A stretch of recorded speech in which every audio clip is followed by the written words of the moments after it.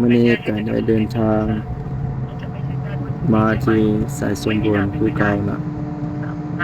หลังจากที่ออกมาฮอดสายสมบูรณ์ก็สิลงไปหาบ้านน้ำโมเนาะนี่ก็ลงคอยลงมาแล้วหน้าบ้านน้ำโมเนาะลงคอยสันเติบนี่นะเวลาลงคอยมาก็โอ้เดินเติบไกลเติบได้คัดเลื่อนวิดีโอไว้มันไล่แล้วนึงจากนั้นก็ลงมาฮอดมันคอยกดเนาะกดสอบวันนี้วันอันตรายที่สุดวันนี้นะห้องเพิ่นก็เอ้ยบ่ทมให้นะเว้ยได้สลอก็ให้ลงคือเส้นทางนี่มันแคบหลายเนาะแคบหลายน้อยหลายเบิ่งแต่หอยรถแต่น้อยเดียวแล้วก็ได้ระวังทางบ้านเพิ่นนี่จากนั้นก็ลงไปเนาะไปเรื่อยๆลงไปแน่บีบแกไปแน่เนาะเพื่อเตือนให้รถที่กำลังสิขึ้นมารู้ว่ารถเอารถหนักเนาะลงมาชะลอให้แน่แต่ว่าดีที่บ่มีรถเนาะตัวนี้ก็โอ้ยตายลงคอยแน่คดแน่เนาะตัวนี้ทดสอบ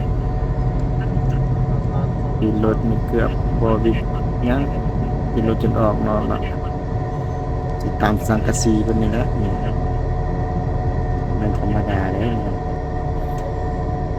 จากนั้นวิดไปแล้วเนาะไปแล้วลงมาตามเคยเดินทางนี้ผู้ใดสิมานี่ต้องระมัดระวังกันเตือนเนาะ2 จุดนี่อยู่ทางโค้งนี่แหละจุดที่ลงไปหาบ้านเพิ่นเนี่ยระวังรถยางรถอัชนรอนี่ต้องเลยระวังพิเศษคือวันโค้งนะไปแค่ปล่อยไปปล่อยมามีรถจักรแล่นลงแล่นขึ้นหลายเนาะ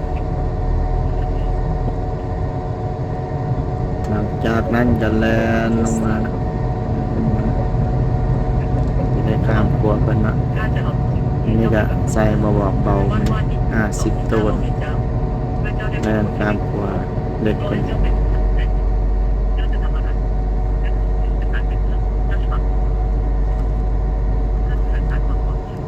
ขัวเพิ่นก็บ่ให้ใส่หนักเนาะแต่ว่าสายค้าน้อยแก่เบียร์เนาะแก่เบียร์มาให้พี่น้องประชาชนกินเบียร์กินน้ำมีเป๊ปซี่มีเบียร์มีน้ำดื่มเนาะแกมาเพื่อประชาชนได้ซื้อกินเบียร์จากวิดครัวไปแล้วมันก็แล่นไปต่อนะ